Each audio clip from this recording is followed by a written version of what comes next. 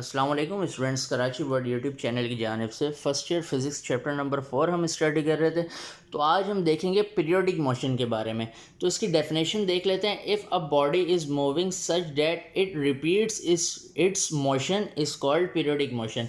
यानी इसका मतलब क्या हुआ, अगर कोई बॉडी जो है कंटिन्यूसली क्या हो रही है, रिपीट हो रही है, यानी कि यहाँ से आई फिर दोबारा यहाँ से वो घूम रही है, यानी कि अपना जो है एक्शन को रिपीट कर रही है, तो इसे हम क्या बोलेंगे, ये जो है पीरियोडिक मोशन है। पीरियोडिक मोशन में देखा जाए तो अगर कोई भी बॉडी यहाँ से आई और यहाँ पे आ गई, यानी कि एक इसने चक्कर कंप्लीट करे, फिर यहाँ से चली, फिर यहाँ पे दूसरा चक्कर, यानी एक चक्कर जब ये कंप्लीट करता है ना, तो इसे हम क्या पढ़ते हैं, इसे हम पढ़ते हैं पीरियड, या पीरियड को अब रेवोल्यूशन और साइकिल भी पढ़ सकते हैं। पीरियोडिक मोशन की बहुत सारी एग्जांपल्स होती हैं। अब जैसे देखें, स्प्रिंग मास सिस्टम है। स्प्रिंग मास सिस्टम में क्या होता है, स्प्रिंग मास सिस्टम की अगर मैं बात करूं तो इसमें आप देखें, स्प्रिंग को यहाँ पे लेके आएंगे, जब छोड़ेंगे तो स्प्रिंग इधर और इधर वाइब्रेशन करेगा।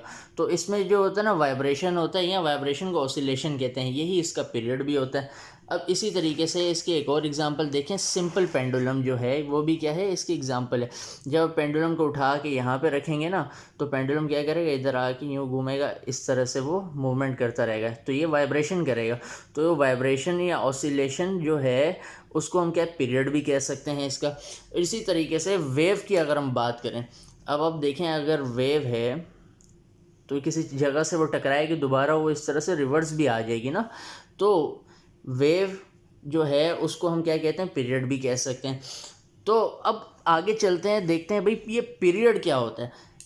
अब पीरियड वो होता है कि the pattern of motion being repeated is called period, यानी कोई भी चीज़ अगर हरकत कर रही है, वो अपनी हरकत करने का पैटर्न अगर रिपीट कर रही है ना, तो उसे हम क्या कहते हैं, पीरियड कहते हैं। अब देखें, ये जैसे वेव है, अब जैसे फॉर एग्जांपल किसी चीज़ से टकराएगी और ये सेम उसी पैटर्न पर क्या होगी, वापसी आएगी। अब जैसे ये पेंडुलम था, ये पेंडुलम को हमने यहाँ से पकड़ा और यहाँ से जब ले के आगे, यहाँ से पकड़ के इधर ला के जब छोड़ेंगे तो ये क्या होगा, मूवमेंट करता हुआ इधर जाएगा और इधर आएगा, यानी कि अपना ये जो मोशन है इसका पैटर्न क्या करेगा, ये रिपीट करेगा। तो कोई भी चीज़ अपने मोशन का जो पैटर्न है अगर वो रिपीट करती है तो इसे हम कहते हैं पीरियड। ठीक है। अब टाइम पीरियड की अगर हम बात करें, time during which body completes one period is called time period, यानी वो वक्त जब बॉडी अपना क्या है, एक पीरियड क्या करे, कंप्लीट कर ले, उसे हम क्या कहते हैं, टाइम पीरियड कहते हैं। ठीक है। वो वक्त जिसमें बॉडी अपना एक पीरियड कंप्लीट करे उसे हम क्या कहते हैं, टाइम पीरियड कहते हैं। अब जैसे फॉर एग्जांपल ये है कि ये एक सर्कल से कोई चीज़ इधर आई, दोबारा ये इधर आ गई, तो यहाँ से पूरा घूम के इधर तक आने में इसको जो टाइम लगेगा ना, उससे हम क्या कहते हैं, टाइम पीरियड कहते हैं। अब टाइम पीरियड को आप ज़ाहिर किससे कह रहे हैं, इसकी नोटेशन या सिंबल वो कैपिटल टी है। इसका फॉर्मूला देखा जाए तो T equal T upon N, यानी कि जो टी है नॉर्मल टाइम होता है और ये जो एन है नंबर ऑफ रेवोल्यूशन या नंबर ऑफ पीरियड को ज़ाहिर करता है। यूनिट की बात करें तो टाइम पीरियड का यूनिट सेकंड ही होता है। नेचर के एतबार से ये स्केलर क्वांटिटी है।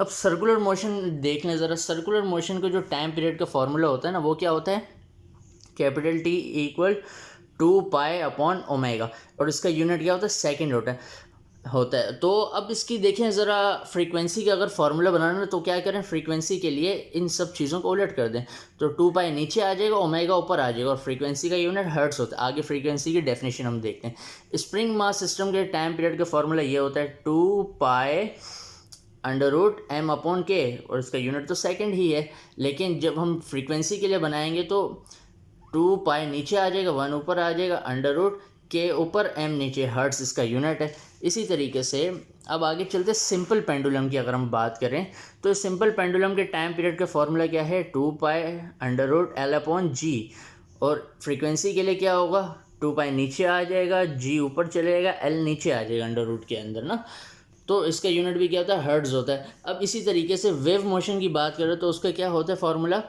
टाइम पीरियड का 2 पाई अपॉन ओमेगा, और फ्रीक्वेंसी की बात करो तो ये उल्टा हो जाएगा, ओमेगा अपॉन 2 पाई। तो यानी आपने टाइम पीरियड का फार्मूला ही याद करना है सबका सिर्फ, और फ्रीक्वेंसी का फॉर्मूले के लिए क्या करेंगे, सबको उल्टा कर देंगे। टेक्निक अच्छे से याद रखिएगा।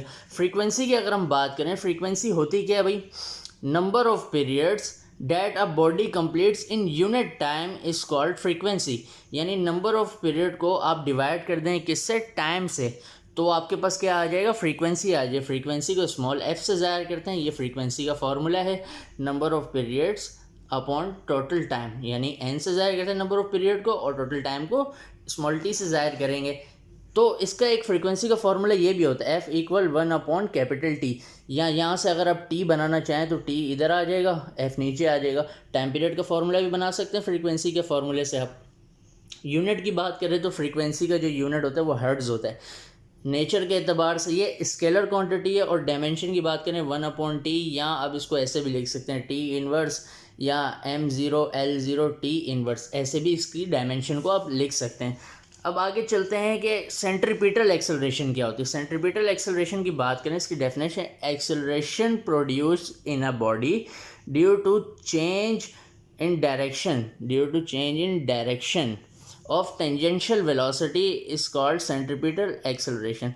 यानी एक्सेलरेशन जो है बॉडी के अंदर जब पैदा हो रही होती है ना, अब वो चेंज होती है किसकी वजह से, एक्सेलरेशन जो है वो किस वजह से चेंज हो रही है, टेंजेंशियल वेलोसिटी की वजह से। अगर एक्सेलरेशन चेंज हो रही है ना, तो उस एक्सेलरेशन को हम क्या बोलेंगे, सेंट्रीपिटल एक्सेलरेशन। अब सेंट्रीपिटल एक्सेलरेशन को हम ए लिखते हैं और नीचे छोटा सा सी लिखते हैं, ताकि पता चले ये सेंट्रीपिटल एक्सेलरेशन है। सेंट्रीपिटल एक्सेलरेशन का फॉर्मूला क्या होता है, AC=v²/r। ये जो v है ना, ये क्या है, टेंजेंशियल वेलोसिटी है। अब यूनिट की बात करें तो मीटर पर second square, vector quantity nature के एतबार से। अब डायरेक्शन की हम बात करें, इसकी डायरेक्शन कहाँ होती है।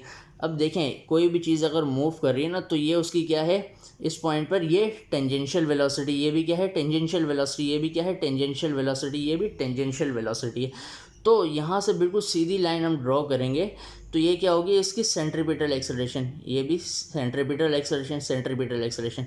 याद रहे, टेंजेंशियल वेलोसिटी और सेंट्रीपिटल एक्सेलरेशन जो है ना, इन दोनों के दरमियान एंगल हमेशा 90 डिग्री का होता है। ये एमसीक्यूज़ के पॉइंट ऑफ व्यू से आपने याद रखना है। अगर पूछ ले आपसे एमसीक्यूज़ में सेंट्रीपिटल एक्सेलरेशन और टेंजेंशियल वेलोसिटी का एंगल कितना होता है, तो आप बोलेंगे 90 होता है। तो अब इसकी डायमेंशन को भी डिस्कस कर लेते हैं। डायमेंशन क्या है, L/T², या आप क्या करें, टी को ऊपर लेके आ जाए तो इसकी पावर जो है वो माइनस में चले जाती है ना, तो ये इसकी डायमेंशन होती है। तो आई होप आपको समझ में आएगा। वीडियो को लाइक करें, शेयर करें और हमारे चैनल को सब्सक्राइब करें।